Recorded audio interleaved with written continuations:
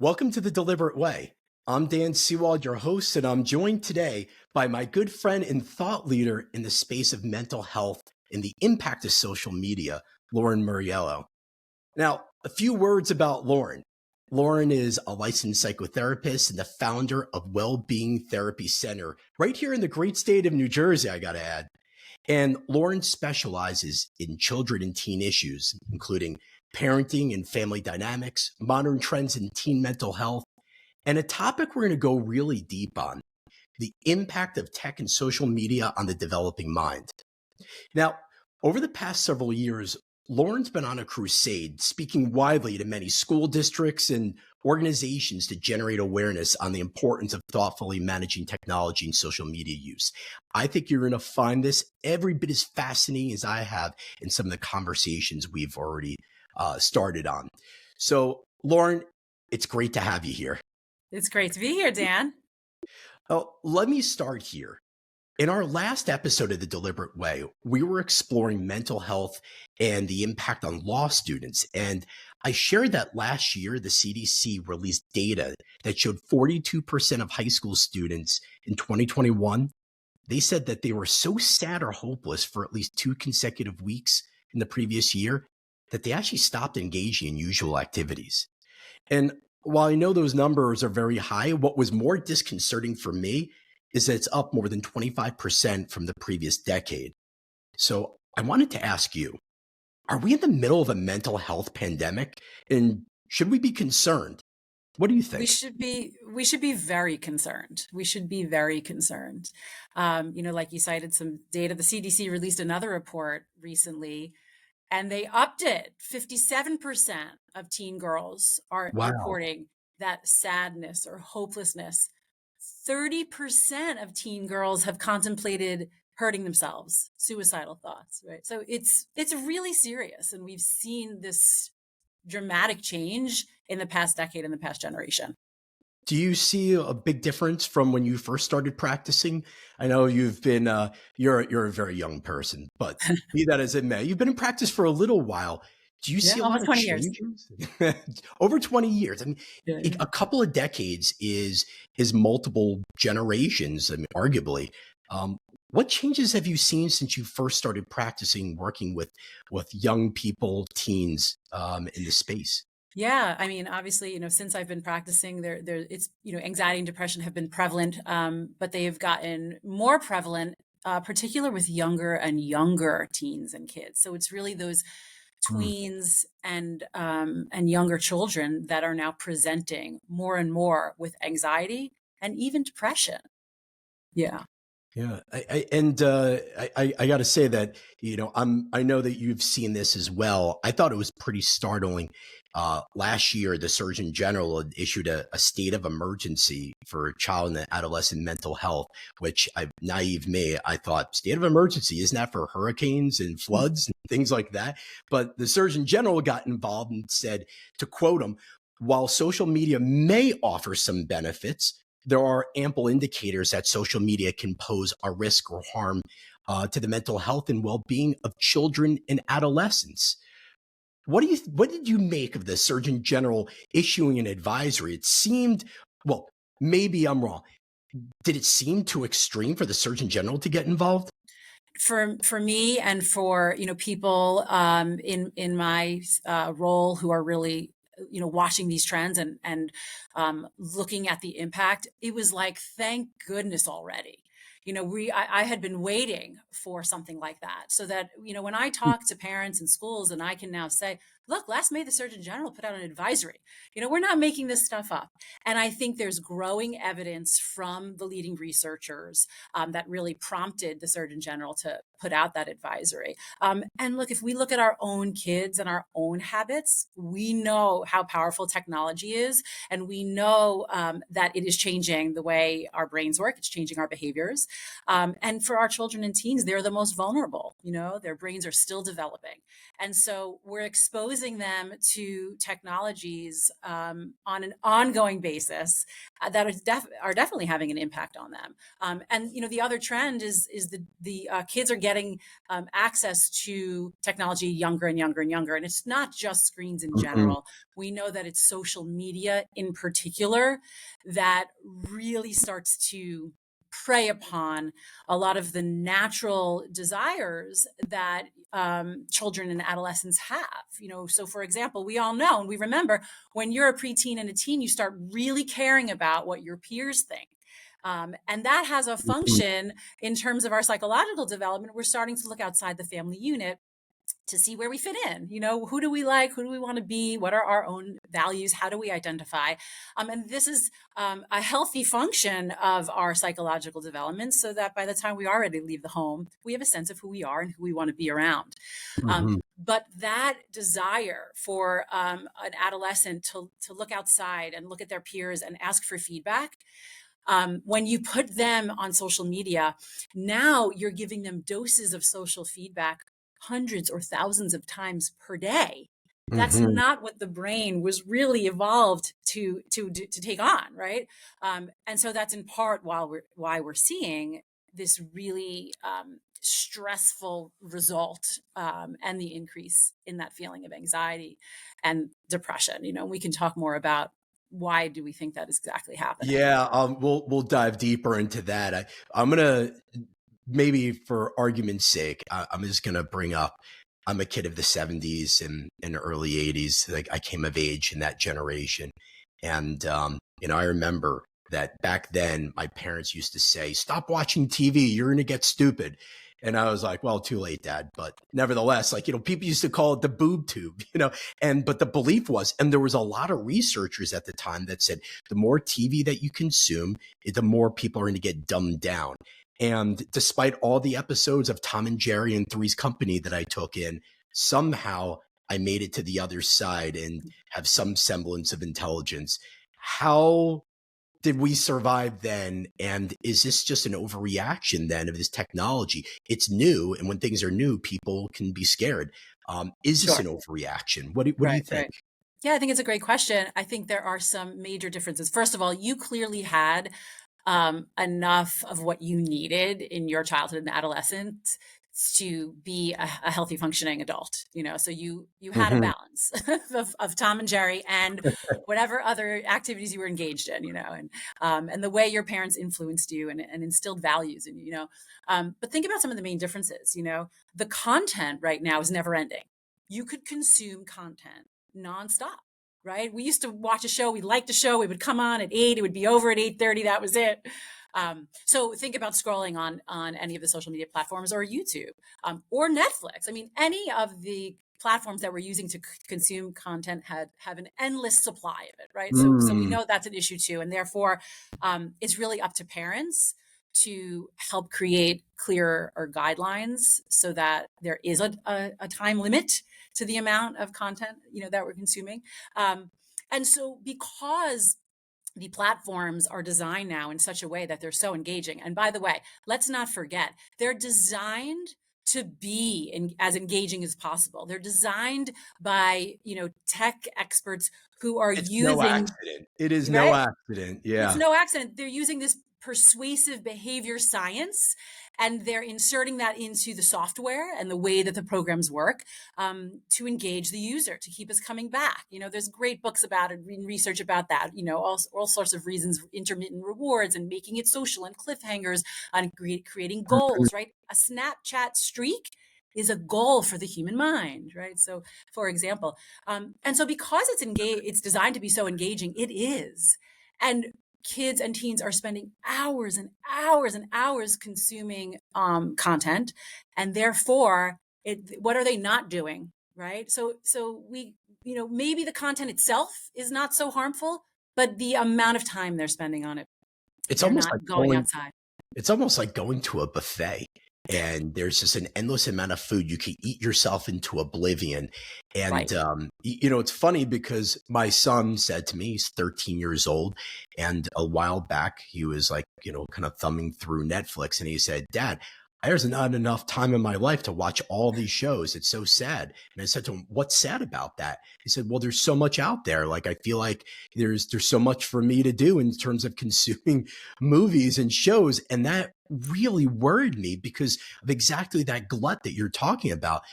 There is an infinite amount of content and people almost feel they're obligated to try to consume it all versus doing all those other things. Yeah. I don't know if you hear that type of those comments or referendums Yeah. I from love some of the hearing that comment, from your son. He's so perceptive. And it's also, it shows us that he's drawn into the world of content consumption where, we've all experienced the dopamine reward loop, right? It feels good. It feels good to get likes. It feels good to get notifications. It feels good to watch the next episode. yeah. And so, his brain is like, oh, I gotta keep going, kind of keep going. But if we can teach our kids that same concept, oh wow, there's so much I want to do, but outside the home, off a screen. Because that's what this generation is Mm, really lacking in. It's adventures and experiences off the screen. We used to ride our bikes with our friends, sit on the handlebars, do risky fun things, walk around the neighborhood, looking at the kids who lives there, and going on adventures. They're not doing that right now. So the play-based childhood that we had and all the generations before us had is being replaced by a screen-based childhood. mhm. And that's part of the problem that we're seeing. Now, I know you're not a neuroscientist by trade, but you brought up about kind of reward systems and dopamine releases. And some people talked about like getting that dopamine squirt. And people may not even be conscious of this, but when you send a text and you're waiting for that text to come in, it does give you a little bit of a reward. It gives you a little bit of a boost. Social media has been, as you pointed out, designed for this type of addictive behavior. Um, Exactly. does it take you down, or there's a lot that's been made up of this idea of going down rabbit holes driven by the algorithms of giving you more and more of what the algorithm thinks you'll want, but that could be negative. Like it could be if you're in a down mood, you're sad, it might give you more sad videos, which is not good. Talk to me about how this plays in to the way people engage with social, and what are some of the potential issues with that you've pointed out.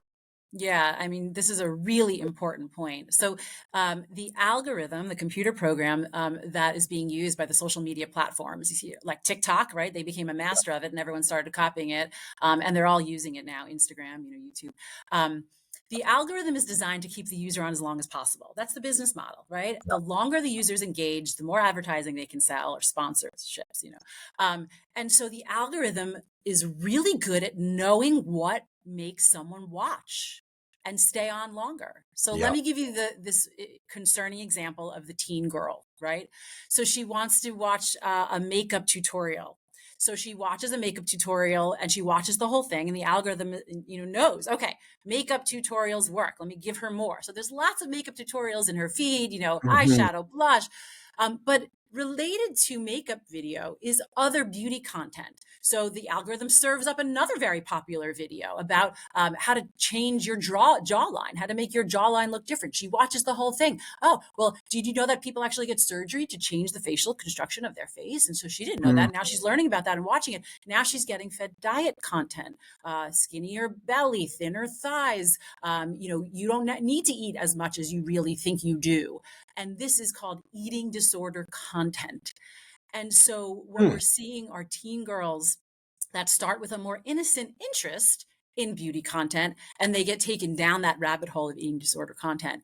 And once they're exposed to that, if they engage in any kind of eating disorder behavior, what the research shows is that staying on the social media platforms will actually make it worse. So now they're mm. sucked into this hole.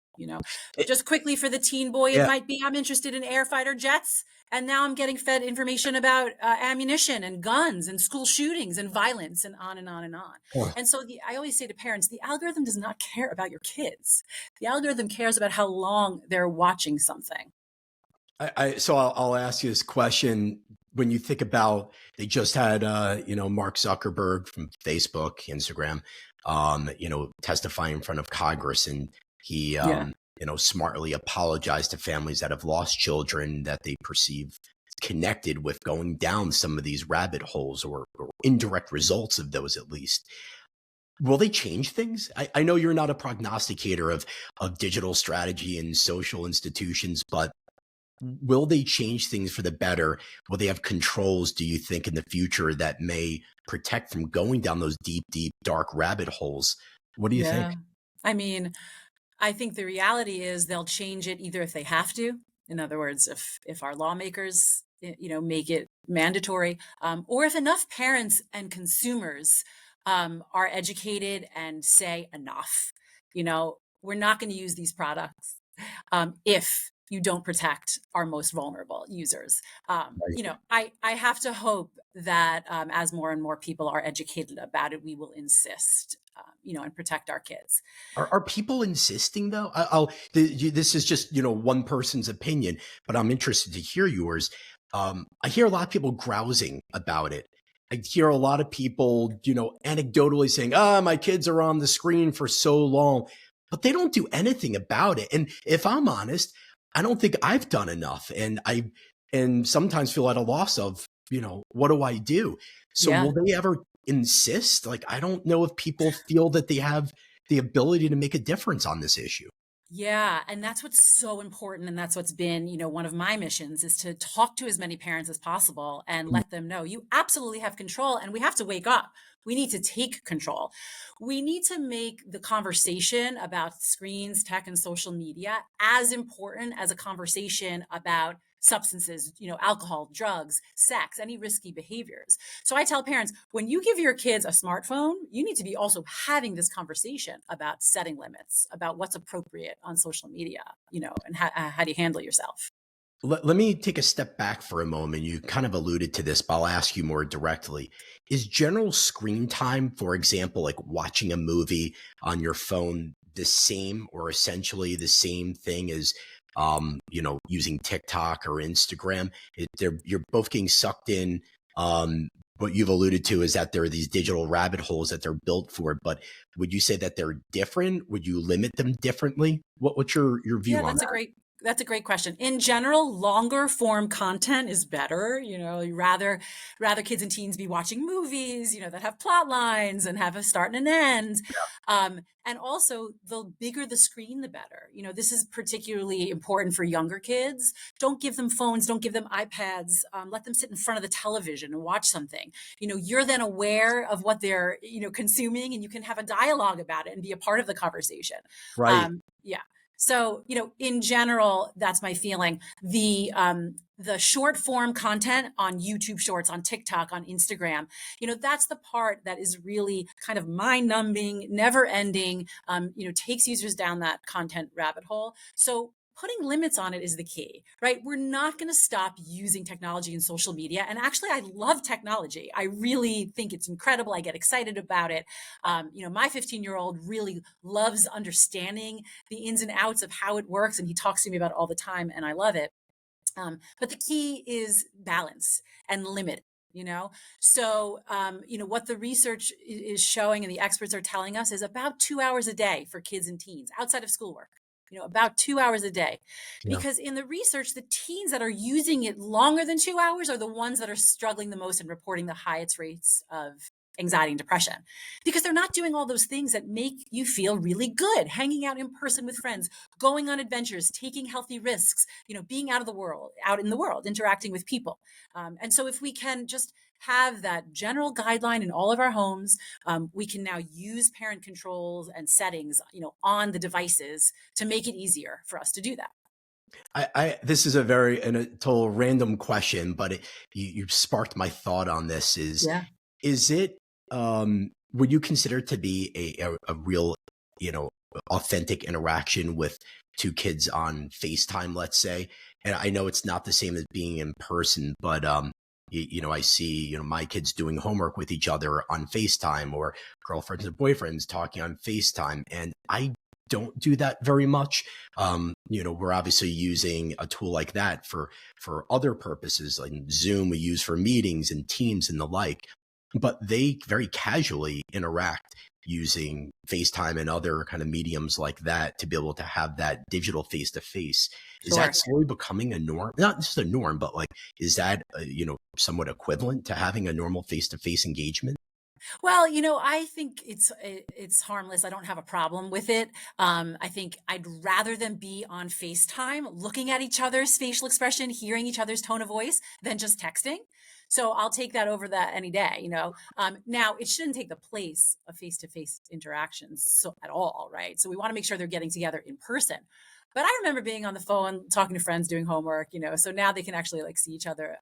So I think that's actually great, as long as they're also seeing each other in the real world. That's the key. All right, I'll take that. That's so I will not ban that in the house. You can Yeah, FaceTime doing homework, but meet people in person from time to time. exactly. Um, let's Often. go across the pond for a minute to the United Kingdom. So recently, late last year, they imposed a ban on mobile phones for the entire school day. There was some government guidance around this. Is this an extreme measure to, like, in a very paternalist way, take the phones literally out of their hand, and not give it back to them until the end of the day? And should we be following that in the US? What do you say about that? Yeah, I think we should be following it in the US, absolutely. They're designed to be distraction devices. They really are. How could we give them to kids and expect them to stay focused on academics and on their social interactions? So my biggest concern is that they're lacking the social skill development and the emotional skill development because the phones are so distracting. Mm. Most school districts, elementary school and middle school, they're pretty clear, no phones whatsoever. If kids happen to own a phone in middle school, they need to be locked away in a backpack. Great. A lot of high schools are letting the students have their phones. Maybe teachers have a little basket they go in, but they have them throughout the day. And my biggest concern, I was talking to a school counselor a few weeks ago. I was asking her, tell me what it's like in between classes in the hallways. She says they don't make eye contact. They're Really? looking down at their phones as they're walking. I asked my 15-year-old, he was talking about, chatting with someone. I was like, well, what about like after class, right before the bell rings? Don't you guys chat? He's like, no, everyone's on their phones. When Is I that think back, a right? norm? Is that a norm now? That's a, Given that it's I'm the not in high school anymore. Is It's the norm if they have their phones. If they have them, they can't not look at them. We all know what that feels like, and Yeah. especially for them. So I am a big proponent in phone-free schools, in phone-free high schools, and there are some, great solutions that schools can implement now. I think it's really critical, actually, for addressing this mental health epidemic that we're talking about. I'm gonna play the contrarian role another time, so Great. forgive me. But I'm gonna go back to when I was in first grade, and I am still traumatized by the fact my parents wouldn't let me watch TV much, if at all. And I came into class one day, and every kid was lined up outside. You remember, we used to line up before class, and everybody sat in the hall, and they were all talking about this TV special that had been on. I don't know what it was because I didn't see it. And I remember feeling embarrassed when I was asked, like, didn't you see it? And I had no idea about it. I felt like an outsider because I didn't know. And I have a feeling that a lot of other parents fear their kids feeling that way, of being socially isolated or feeling disconnected. So they just say, take your phone. I'm not going to restrict you. What do you do in that circumstances, like where you don't want your kid to feel like they're a pariah and they're not up to date with all the technology and the social norms that people are living by? Sure. It's a really great point, and it's a challenge. It is definitely a challenge because if your kid's entire friend group is on Instagram and your child's not, they are left out. They're absolutely left out. So right now, while we're waiting for the trends to change, my answer is you let them use it, but you limit it. So they can go on for 20 or 30 minutes a day so they can connect with what their friends are doing and being a part of it. But then you have the conversation with other parents. Like, look, I really want our kids to be getting together in person. I'd rather them be using private texting than being exposed to that rabbit hole of social media, which we know is really harmful. So we have to try to be the trendsetters and start new trends. And it's challenging. And I think the younger kids right now are our hope. So, I think parents of kids who don't yet have social media are our hope for the next generation, that they can, change the trends and start do it differently. Now, I know you focus on primarily, young adults, teens, but let's talk about adults for a moment. My wife, as you know, is a speech pathologist. She works in the pediatric space, and one of the sort of things that's been a byproduct of running that practice is she has a waiting room, and she sees the interactions of parents and young children. In some cases, kids who are just toddling, and she'll often see in between sessions or between, arriving and waiting for their session, could just be 5 minutes, that the child will come over with a block, a book, a toy, and they'll bring it to the parent, and the parent is there looking at their phone and brushing them off and ignoring them. And one of the things that crossed my mind as I hear these reflections from my wife and her therapist is, how can we expect our children to be any better? What can we do when our adult role models are every bit as bad of what we're describing? Maybe they're even worse because they use the argument, it's work, it's important, it's an adult thing. Um, how do you cope with that when you have role models every day doing the things we don't want their kids to do, and we want them to evangelize to do as I say, not as I do? Yeah. How do you deal with that when dealing with children, but having this adult problem? Right, right. Yeah, well, I think when we're the adults in the situation that are aware of what's going on, aware of the pattern, we have to do our best to enlighten others. We have to wake them up. So maybe your wife puts a sign up in her waiting room that says, "You reminder, phone free zone, focus on your child," Yeah, right? Because like you're describing, most adults are also addicted. It's become like a self-soothing, yeah. and it's always with you. So we have to become more aware and create limits ourselves so that we can model it for our kids. Absolutely. Yeah, and it's funny, she does have a sign in there, but it goes, woefully ignored. I think you're Interesting. spot on. It is self-soothing. It's like a friend, and it's sad if that becomes your best friend, it replaces everything else. Um, Let me turn for Yeah. another moment. We've talked about teens, we've talked a little bit about adults, although I want to talk about adults more. Um, Talking about like college age kids, like just on the cusp of being Right. a full adult. I know there was some research that you pointed me to about cell phone usage, and it's actually even it could be considered out of date. It might be even more relevant stuff today. But there was an association of lower grades, greater self-reported anxiety and depression for students who are regularly, interacting with their phones. They even said that they have a lower satisfaction with life, and that's worrisome. Um, what do you see on that older range? Is it any different from the young adults, young teens that you deal with? Yeah. Well, I mean, first of all, the cohort that's in college right now are the ones that really got on, when they were in middle school or high school for the first time. And we really, they were the experiment, the real experiment. And I know universities report, incredible high Sorry about rates that of, experiment. yeah, sorry We didn't guys, realize that, but they're yeah, an actual experiment. didn't realize that, and so they're really suffering with not having coping skills and not feeling comfortable taking those adventures out in the world, like I was describing. Um, less likely to get driver's license to go on dates. And we're seeing that still in all of Gen Z. Yeah. Um, and so, I think what we know is that as humans, we are social beings. We have a desire to connect. And so the social media platforms, they give us a false sense of connection. We want to, we're interested. I like getting the message from a friend or seeing what people think, but it doesn't actually give us deeply satisfying relationships. It doesn't help us to bond in the way that we do need to as humans in order to feel satisfied. It feels like a lot of surface level. So you might have thousands of followers that kind of, get you just an inch deep. But you need that group of people that get you, a mile deep. Mm. And that's what's not happening as much in that social media lifestyle. Now, if I were listening to this, I might feel like, oh my God, is the sky falling? And I want to dwell on some good things for a moment, because Great. you really spend a lot of time trying to turn the corner of building awareness and getting that right balance, to use that word about balance, of there needs to be healthy caution, but we also need to know that there are a lot of things that you can do that will get it right. Um, when you think about who is getting it right from either an individual or an organizational, institutional level, who's worth copying? Who's doing some things that people should know about that they may not know about that are doing it right now?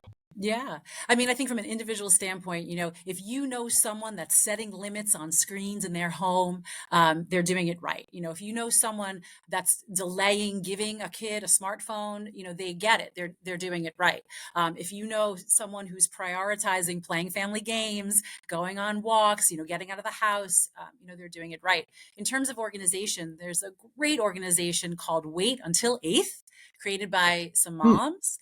And their mission is to get parents to not give smartphones until at least eighth grade, around that 13-year-old mark, and delay entry into social media, even longer. And on their website, waittilleighth.org, they have some great family conversation guides. They have some nice materials to help families. I also love the log off movement, which was created by teenagers. Hmm. And on their website, they have a whole bunch of ideas for different hobbies, like other things. What should I do if I'm not on a screen? And they have hundreds of different ideas. I need that one. I need that for my kids. They're always Right, asking, well, what should I do now? And I'm like, I don't know, read a book. And that right. doesn't go over well. Yeah. And I just printed a list of things, especially for my 10-year-old to do independent activities. Hmm. I'll mention this other organization, letgrow.org. And it's all about letting your kids be more independent, getting out in the world. And they have great resources too.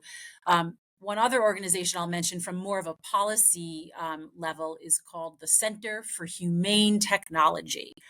And they've been really doing wonderful work. I got exposed to them probably 10 or so years ago, and I've been following them, ever since. They're Hmm. doing great work in the space. The founders have been in front of Congress before, really talking about the research and the implications. So following them, is fabulous. And they also have some great tools on their site about how to take control. Little things like turning off notifications on all apps except your text message and your phone call, right? There's no reason you need a notification for social media or email. When you decide to go check, you decide to go check. So little tips like that can really have a positive impact on the way we control technology, so that we're not sitting there like that mom in the waiting room you described, who's not paying attention to her 4-year-old child because she's looking at her phone.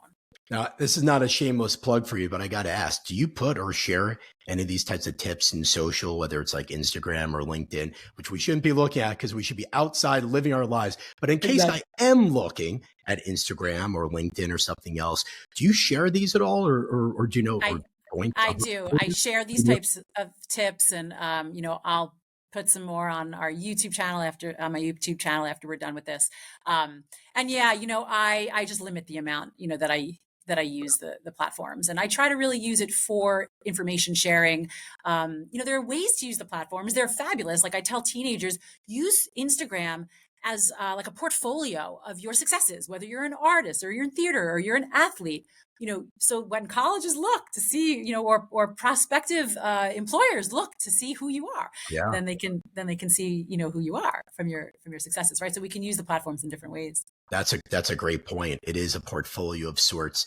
Um, I'm going to ask you one more question, and then we're going to pivot a little bit. Great. So, last question, since I do love this idea of the deliberate way that smart, clever people do things differently and more deliberately than others. What are some of the deliberate practices that you were kind of alluded to some of them, but what are some of the deliberate practices that you would recommend for me as a parent? And what might be some deliberate practices just as an adult who may be consumed by my technology that I should be using? What Yeah, would you recommend? absolutely. Yeah, I think as a parent, the main ones would be prioritizing having discussions with your kids about why you care about, screen use and limiting it, and why you're concerned that social media could harm their mental health and make them feel bad. Hmm. And that you're there to protect them and guide them, and that you're going to be talking to them about this ongoing, that this is a big part of life. And then the key next step is to use the parent controls that allow us to set limits. So we can set limits on our kids' screens and on their phones, and we can set limits to the amount of time they use specific apps, and we can set limits to when the phone just goes off. And we need to be using those because our kids are not going to put it down. It's addicting. It's designed to draw them in. We can use the same tools for ourselves. Hmm. And when you do use it for yourself, you're more likely to use it for your kid because you're going to be familiar with it. So I encourage parents, set your own downtime. Your phone should go off at whatever, what is it, 9:30, 10:30, and limit yourself. Do you get sucked into Instagram? Do you get sucked into LinkedIn? Whatever it is, limit it to 30 minutes. Mm. For kids and teens, I mentioned we want that 2 hour, about that 2 hour limit.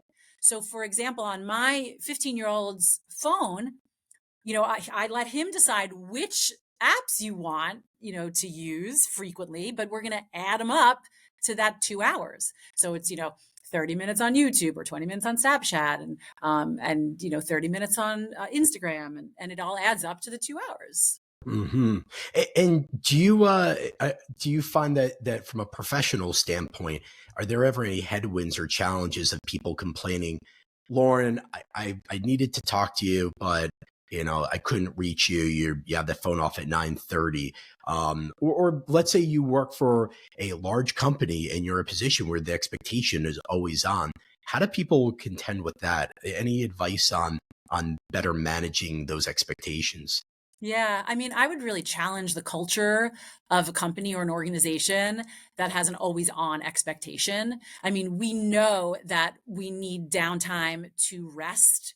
We need to recharge. We need to have time for our own physical and mental well being. And then we will perform better on the job if we have that healthier balance. So if people really feel like they can't turn off at 9:30 because there's an expectation in the workplace, then I'm concerned about the workplace culture, Yep, and that being a healthy place to work. that's a I great think, point. yeah, we have to be able to set those healthy boundaries for ourselves. At That may least, be that may be an interview question for people out there looking for a new role or for a promotion, of finding out from your manager or from your team of, is there an expectation that I'm always reachable all the time? If there is, you may want to rethink, is this the right place culturally for me? And if you're okay with exactly. that, you want to live your life like that, I suppose that's your individual choice and your prerogative. I Sure. personally don't want to live my life like that, and I know you don't. So, and I Right. expect most people don't, but it's a great piece of advice. All right, Lauren, this has been amazing, but you're not done yet. Great. I have a short game that I like to call myth or reality. And I like to do it with all of my guests because what I've been doing is collecting different statements, things that people believe to be either a myth or a reality. Sometimes they're in between, and you can ride the fence on that if you don't want to commit one way or the other. But in each case, I want you to make a call, and I want you to explain or elaborate a little bit about why you feel it's a myth or a reality or somewhere in between for that matter. So, are you ready to play some myth or reality? Ready. All right, here we go. First statement: social media applications are designed for addiction. Is that a myth or reality? Reality. That was okay. That was a softball, but reiterate for me why you think it's an addiction. Yeah, I mean, as we mentioned, the human mind is wired to desire social connection. Social media gives us the opportunity for an endless amount of social connection.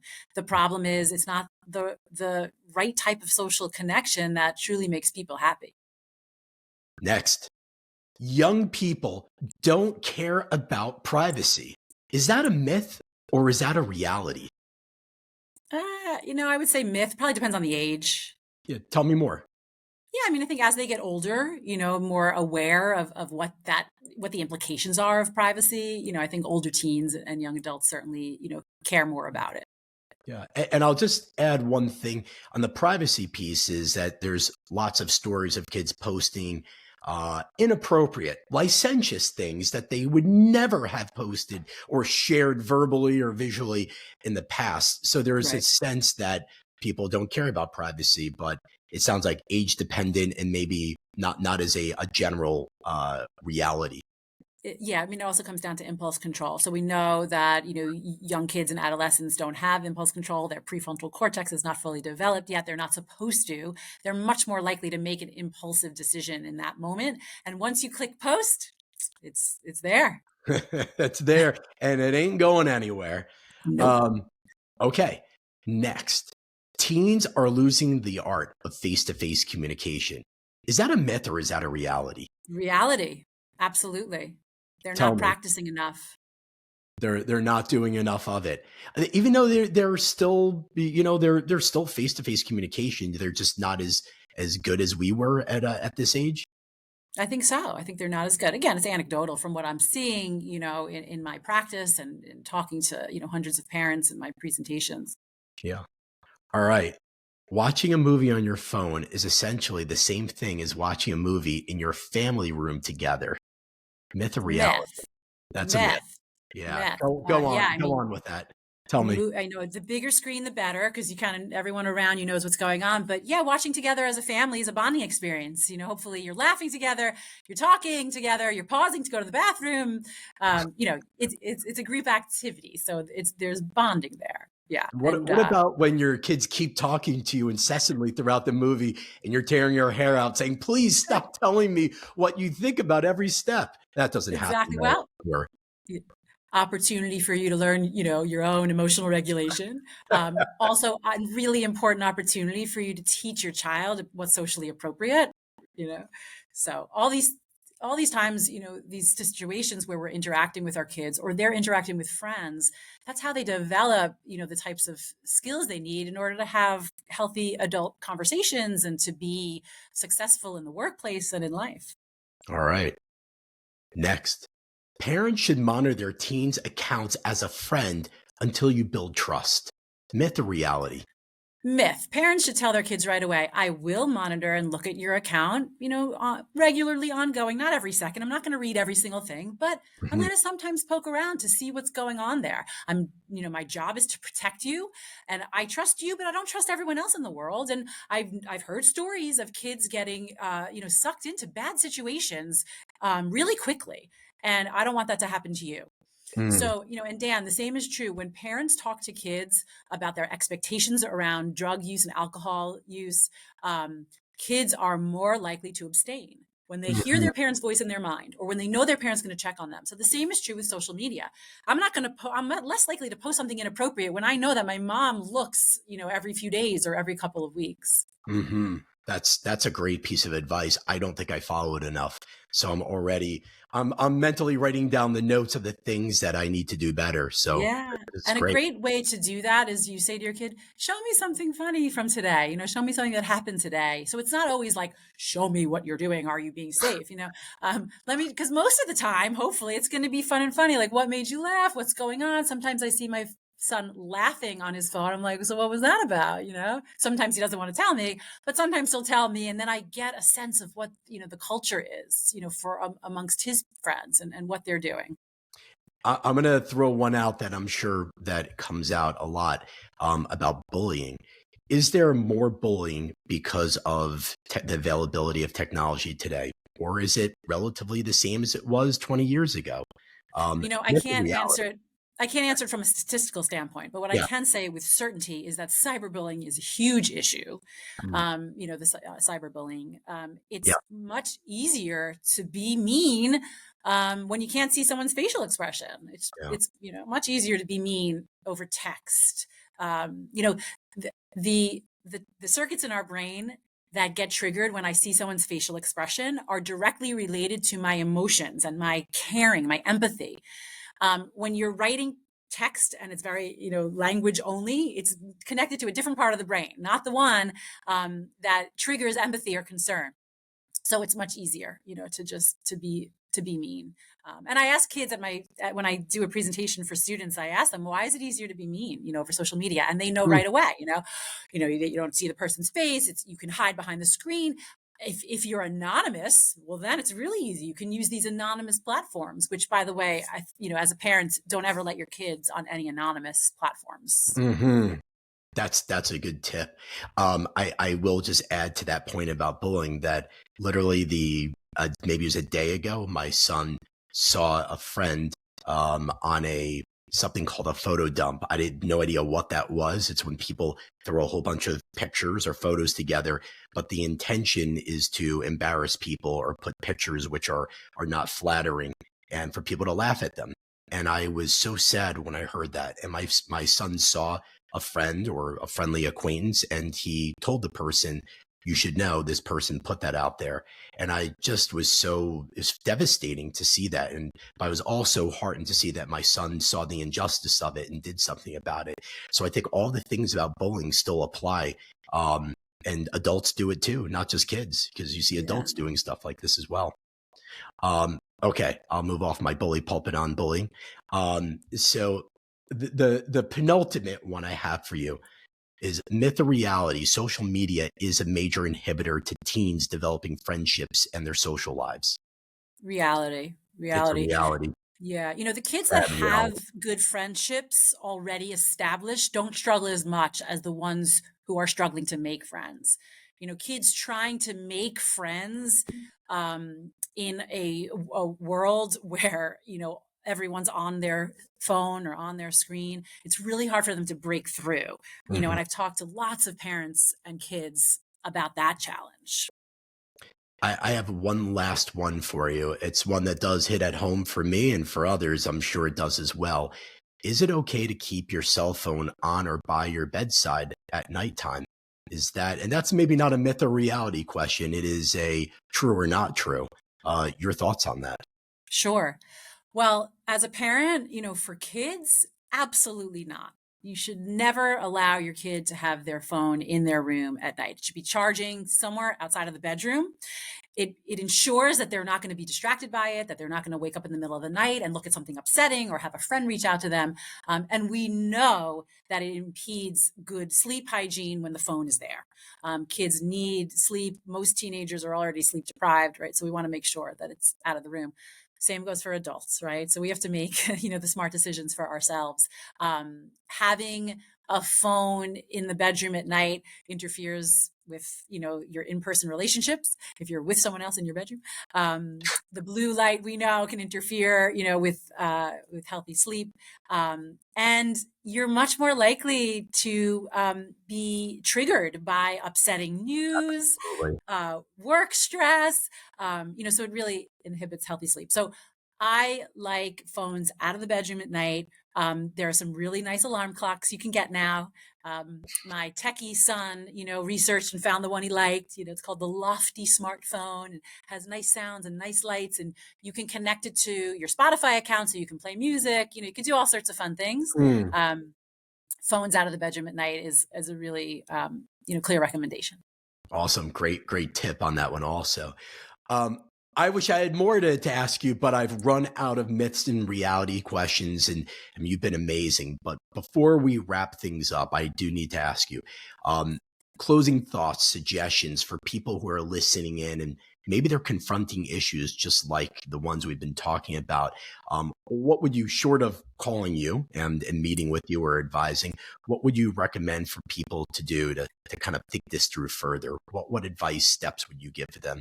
Yeah. I mean, I think the big takeaways are, don't freak out. Tech is here to stay. We just have to learn to control it and to use it in a healthy balance. So therefore, set limits for yourself and for your kids. Use the screen time and digital well-being settings that are on the iPhones and the Androids. You can easily look up how to set those. And really, the most important thing for raising happy, healthy kids is to make sure that they feel loved and seen. So when in doubt, hug your kid and say, "I love you," and we'll get through this together. I love the idea of a 7-second hug, which has been shown to be the amount of time you need to hug someone to have that real endorphin release. So a hug Perfect. does cure all ills, maybe not Yeah. all, but Yeah. some of them for sure. Yeah. Yeah. Lauren, I cannot thank you enough for sharing your wisdom, your experience, some great practices, which I know I'm going to start trying to employ.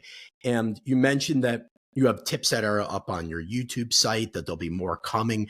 We'll also ask for other things that we can share here so folks can be able to tap into that. But for me and the Deliberate Innovation team, a big thank you for all the deliberate practices. So thank you, and thank you for the work you're doing. Thanks, Dan. This has been great. Awesome. All right. Until the next time, for the next Deliberate Way.